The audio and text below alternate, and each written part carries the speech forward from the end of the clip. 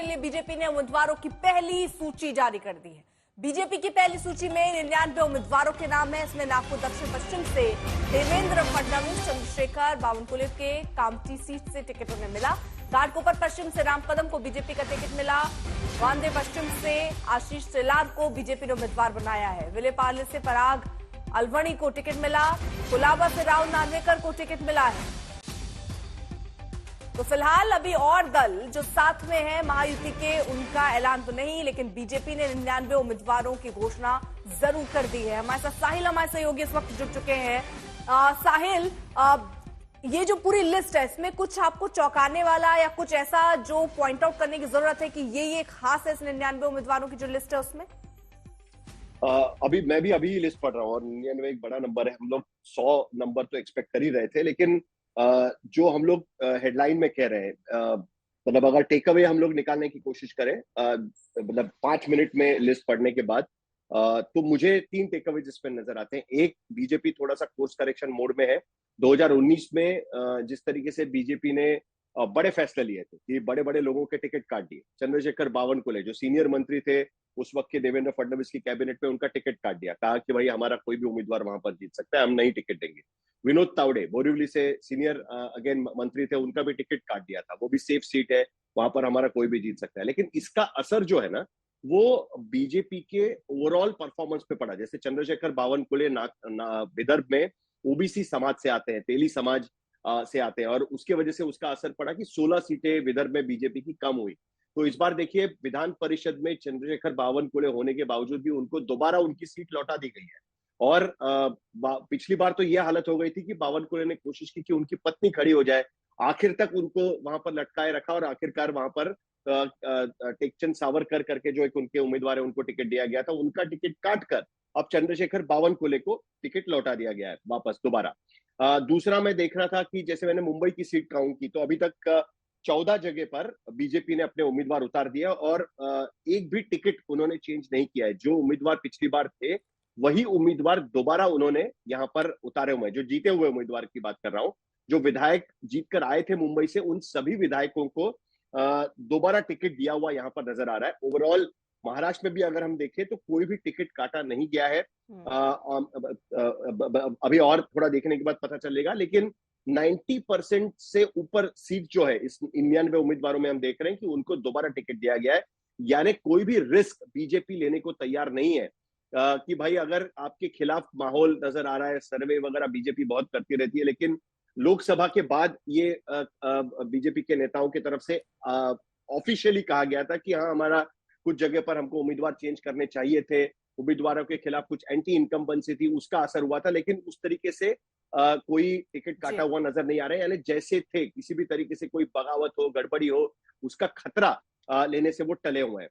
Number 3, जो मुझे दिख रहा है कि जैसे कई जगह पर उन्होंने सेफ खेला है। जैसे हरिभाऊ बागड़े जो महाराष्ट्र विधानसभा के स्पीकर रह चुके हैं 2014 से 19 तक और अभी भी विधायक थे, वो उनको गवर्नर बना दिया गया है। तो उनकी जगह पर उनके बेटे को टिकट दिया गया है। यानी सेफ खेला है बीजेपी ने कि भाई कोई पार्टी का कार्यकर्ता कहीं से खड़ा हो, उससे बेटर है कि हरिभाऊ बागड़े वहां पर सालों से जीत रहे थे, तो उनके बेटे को टिकट दिया जाए। या फिर कुछ सीटें ऐसी है कि जहां पर जैसे फॉर एन एग्जांपल उरण की सीट, जहां पर शिवसेना बीजेपी अलायंस में होने के बावजूद बीजेपी के रिबेल खड़े हुए थे और वहां पर बीजेपी के रिबेल जीत गए थे पिछली बार, जो निर्दलीय होकर भी बीजेपी के साथ में थे। तो उन्हें इस बार बीजेपी के पार्टी की तरफ से टिकट दिया गया है, यानी बीजेपी में लेकर उन्हें टिकट दिया गया है। और एक चौथी छोटी सी बात मुझे नजर आ रही है कि मुंबई की सीटों पर मैं नजर डाल रहा था और बाकी भी सीटें मैं देख रहा हूं। कुछ ऐसी सीटें मुझे नजर आ रही है, कम से कम 10 से 12 की, जो बीजेपी चाहती है कि वो लड़े, लेकिन इन सीटों पर शिवसेना एकनाथ शिंदे के साथ में अभी भी उनकी खींचतान चल रही है। अभी भी एकनाथ शिंदे की का भी उस पर दावा है, बीजेपी का भी उस पर दावा है।